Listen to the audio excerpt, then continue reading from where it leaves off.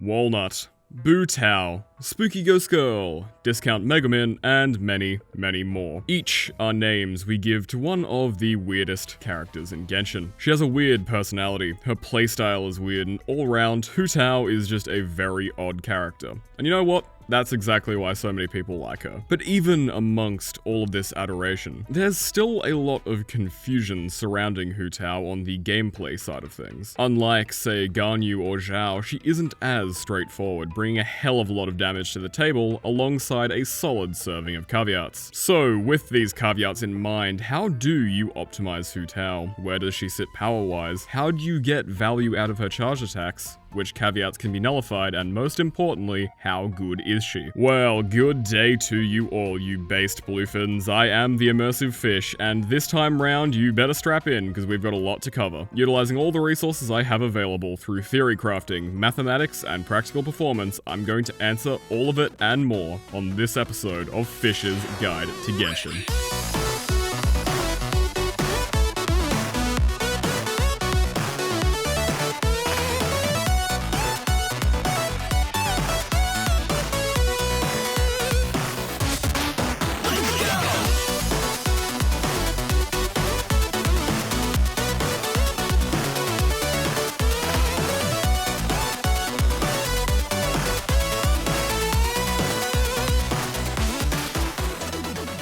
As always, let's kick this off with the bare-bone basics. Saying Hu Tao has a high damage ceiling is a pretty significant understatement, but alongside that massive damage ceiling, she does have some pretty massive caveats. I'll go more into depth about said caveats later, but for now, I will just say if you ended up getting Hu Tao and think she's awful, the main reason behind it is you probably aren't utilizing her in a way which nullifies said caveats. The easiest way to put this is Hu Tao's power level directly scales with her investment and the skill level of the player using her. If you're willing to put the time into learning how to get value out of her and invest into the artifacts which make her good, then she has one of the highest single target damage outputs in the game. If not, she will always fall behind other options purely because her value as a unit is so dependent on her user. The main reason for this is Hu Tao's kit functions very differently to anything miHoYo has given us before. Similar to what I said in my first impressions video, the easiest way to sum up Hu Tao gameplay-wise is she's an amalgamation of Tartaglia and Keqing, taking both of their best strengths and their most significant caveats. High motion value charge attack combos directly lifted from Keqing, high elemental damage and infusion linked directly to a cooldown, just like Tartaglia, and the rotational damage style of the both of them. This definitely places Hu Tao in the position of a hyper carry, as she does deal the majority of a team's damage, but if you try to play her like any of the other hyper carries like Diluc, Zhao, or Ganyu, she will undoubtedly fall short. Each of these units exclusively benefit from taking up the most field time possible. Diluc does nothing off-field, Zhao does nothing off-field, and Ganyu gets far more value being on-field than off. Hu Tao, however, well, let's just say if your Hu Tao has 100% field uptime, you're essentially throwing away your team's cooldowns for subpar physical damage when Parameter Papilio expires. As such, rather than call Hu Tao a hyper carry, I refer to her as a pivot carry, a unit which is still at the center of team rotations, acting as the core damage component, but doesn't benefit from 100% active field time. Once this playstyle is adapted, her kit really does start making a lot more sense. And speaking of her kit, let's take a deeper look at it. Starting off with her normals. As I mentioned in my first impressions video, Hu Tao has some extremely juicy motion values when factoring charge attacks into her combos. Each of these combos have different situational value depending on the arrangement of enemies. For all of your pure single target damage, N1C and N2C are more or less variants of each other, both having roughly equivalent motion values and damage output when accounting for non-perfect rotations. N2C is the more stamina conservative option, leaving more room for error and having more dodge opportunity at the cost of slightly harder inputs. On the other hand, N1C allows you to get an extra charge attack in, which could potentially produce a higher damage ceiling and has easier inputs at the cost of significantly higher stamina consumption, leading to less dodge openings. With all of that said though, if you are in a situation where there are multiple enemies within melee range, N3C is definitely something to consider, incorporating a wide sweep, adding a portion portion of AoE damage to the combo while also being more stamina efficient. Regardless of which combo you are doing, some form of cancel should be done to optimize the total damage output. At C0, dash cancels are just not an option due to the high stamina consumption. As such, jump cancels are going to be allowing you to remain close to your target and do more combos per rotation. With C1 though, dash cancels are 100% the way to go, increasing motion values by a multiplicative 34% and adds more invincibility frames to your combos, meaning the only place Hu Tao is going to be taking damage is when she hurts herself. On the topic of self-inflicted damage, let's talk about the key to our favorite spooky ghost girl being as strong as she potentially can be. Hu Tao's elemental skill is the core component of her kit, sacrificing a portion of her current HP to turn a decent chunk of her max HP into attack. This also infuses her weapon with pyro. This ability is really where the core of her caveats come from, forcing her into a rather odd rotation of 9 seconds of uptime followed by 6 seconds of downtime. Essentially, when her skill is online, she's going to be on field, and when this expires, the support rotation begins, setting her up for the next elemental skill. Regarding the rest of the elemental skill though, refer to what we just spoke about regarding the normal attacks, because without said normal attacks and without the elemental skill, the rest of her kit is basically nullified due to the extremely poor attack scaling. Everything we spoke about regarding said motion values is only important if you are in Parameter Papilio. Finally, we have 100% and without a doubt the most fickle part of her kit, the elemental burst. It can do pretty high reactionary damage, it has decent multipliers, and all round it is exactly that, pretty decent. That said, if you are running her as a main DPS, it is the least important part of her kit, essentially acting as additional damage at the end of rotation through the snapshot that you can get. You can build her as a burst DPS focused character, as her ult is rather fast, meaning it is pretty solid for speedrunning, but that does come down to individual playstyle, and overall, comparatively, the value just isn't there.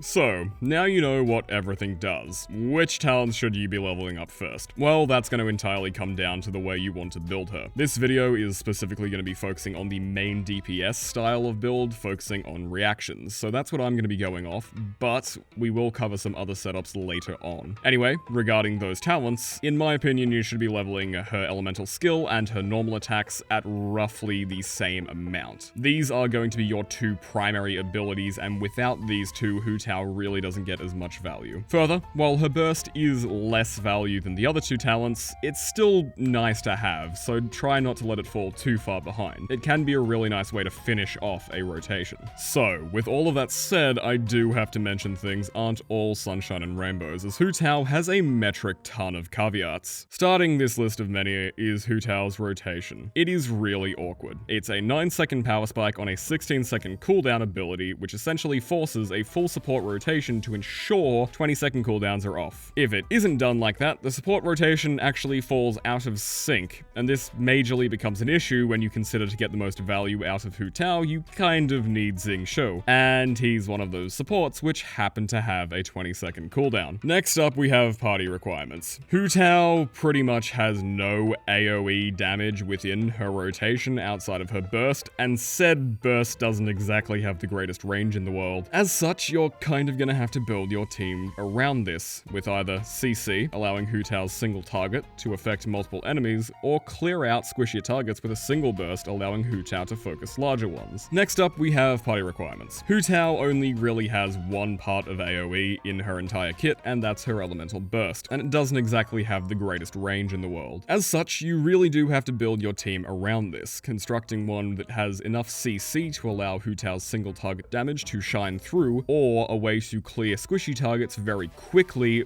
allowing Hu Tao to focus larger enemies she has more value fighting. Following on from that, we have stamina and health management. Due to the sheer amount of charge attacks that Hu Tao uses, actually moving around the arena for, say, Spiral Abyss can be rather frustrating, as if you're running out of stamina, it more or less stops your run cold, costing vital time to get things done. Following on from there, there's the fact that Hu Tao wants to be below 50% HP, due to the additional damage she gains from her ult and her A4 giving an additional 33% pyro damage bonus when below 50%. Yes, I know that C1 does entirely solve the stamina issue, but it is unfair to expect everyone to have access to a constellation for a 5-star character. Even I, as a bit of a whale, don't have it, and regardless of whether you are good for the stamina management, you're still going to have some form of damage mitigation requirements to go alongside the damage reduction from Xingqiu's water swords. And the funniest part about all of this is while those are definitely the most significant caveats, there are more that we haven't spoken about and more that aren't spoken about all too much. Firstly, Hu Tao's inputs are far more specific than most people think. In fact, during this session of video, all the background footage has been me repeating Floor 9 of Abyss in order to produce a run with solid rotations. But I kept messing up a single thing regarding the inputs, and that cost me so much time that I just restarted. Worst of all, due to the input variation from different combos, there are so many chances to mess up, it's actually rather difficult to get a good run. There's also the fact Genshin doesn't have a traditional lock-on, meaning the game auto-targets the closest unit to you, and as such, Hu Tao can be sent off in the most random directions from charge attacks, meaning you really have to be on top of your input game. Finally, this is more of a personal gripe, but it's the fact Crimson Witch is a pain to farm. The issue really just comes down to the fact that the investment value from farming Crimson Witch is on the lower side of resin investment, and as such, outside of getting the set you're farming for Hu Tao, there really isn't anything else you get out of it. So, that's the entirety of Hu Tao's kit.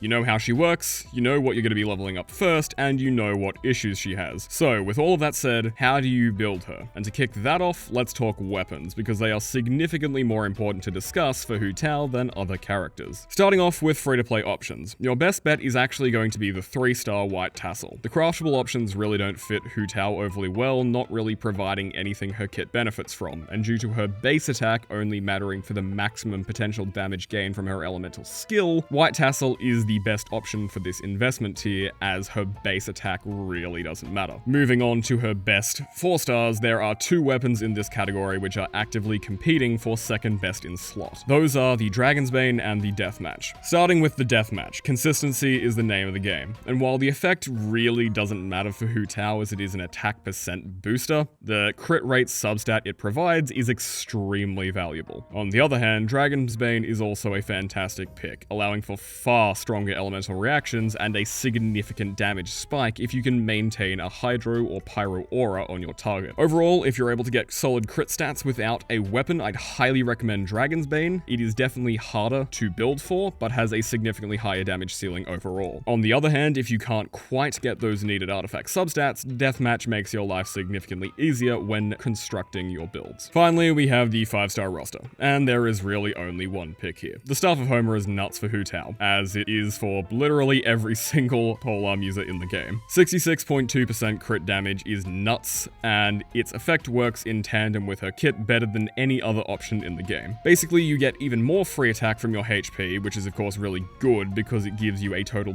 base attack of 608 and sets an extremely solid ceiling for your elemental skill to scale off. All round, this weapon is her best, as it is with most of the polearm characters. With all of that finally complete, it's time to discuss the build suite, because this is where things get interesting. Before we get into those baseline numbers though, let's talk about how I actually got them. Hu Tao and her weapon are both going to be leveled to 80 out of 80. Hu Tao is going to be Constellation 0, as 5-star constellations are very difficult to get hands on for free-to-play players, and it will give us a better baseline for performance overall. She also has level 7 talents across the board to set a higher tier but a relatively low investment standard overall. All gacha or battle pass weapons will be refinement rank 1, and the 3-star weapon used for the free-to-play build will be refinement 5. Speaking of the builds, there's not too much variation between them regarding main stats and the sets as a whole, all of them being Crimson Witch. As Hu Tao is a DPS, her artifacts will all be plus 20. However, the substats will be removed unless I specifically say so, and generally I'm going to be adding an additional 20% crit damage. Speaking of crit, both non-critical and critical strikes will be shown on screen, separated with a divider line. Non-crits on the left and crits on the right. So all good so far. I'll also personally be reading out the crit numbers. To finish up, I do quickly want to bring up one thing. All the damage numbers seen here are going to be using the Vaporize multiplier, and as such are going to appear semi-inflated. Even with a really solid set, try to temper your expectations a little bit. With all that said though, let's jump right into the free-to-play setup. So,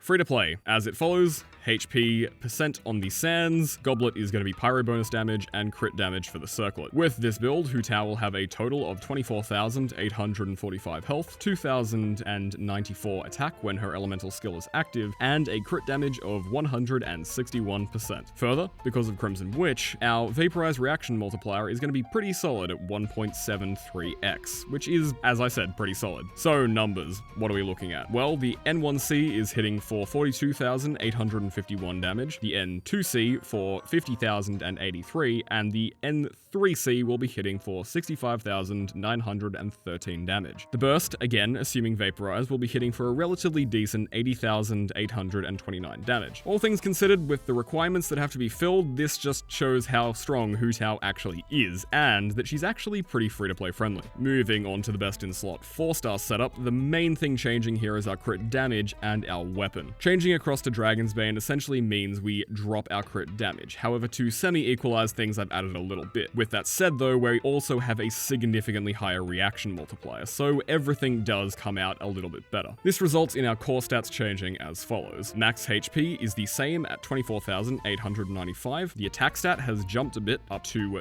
2140 with E active, and a crit damage of 125.5%. As I was talking about earlier, the key change to this though is the damage bonus for Vaporize, increasing to a damn solid 2.25 times. Now, these numbers may seem odd, but keep in mind, again, they are using that Vaporize reaction number, meaning in-game, you may not see the same values. Number-wise, everything is jumped by a decent chunk. N1C hitting for 51,744, N2C for 57,993, N3C for 75,783, and burst for 104,307 damage. Finally, we have the best in slot setup, and this is where I must bring up something regarding how to build Hu Tao. When possible, if you have enough HP from substats, it is possible to switch over to an Elemental Mastery Sands. If you can do this regardless of your level of investment, it is the best way to maximize the value of a main DPS Hu Tao. With that said, that is exactly what this build is doing, with a bit of HP on the substats combined with an additional 20% from Staff of Homer. Of course, in this case we are using Homer, as it synergizes with Hu Tao the best, plus it makes building her extremely easy. Numbers on this are of course pretty nuts. It's the Staff of Homer after all. N1C hits for 69,174 damage, N2C for 77,333, N3C for 100,411, and finally the burst hits for an absolutely nuts 135,338 damage. So there are some baselines, but what about substats? Which ones should be prioritized? Well, as always, crit stats are your two most important, followed by HP percent and elemental mastery, with energy recharge being nice to have but not vital. Attack percent and the flat stats really aren't all too useful to us, so try to avoid them where possible. Team-wise, there are actually a few different ways to get a lot of value out of Hu Tao. Overall, my personal recommendation is a hybrid freeze comp. Xingqiu for vapes and freezing alongside Diona for damage mitigation and heals, and another cryo applicator. Kea currently is great, mainly due to his low investment requirements and free acquisition. However, Rosaria is looking like she will be a pretty solid option. Another team comp I'd definitely look into is a high investment Geo team of all things. Hu Tao is the main DPS, Xingqiu for the vape,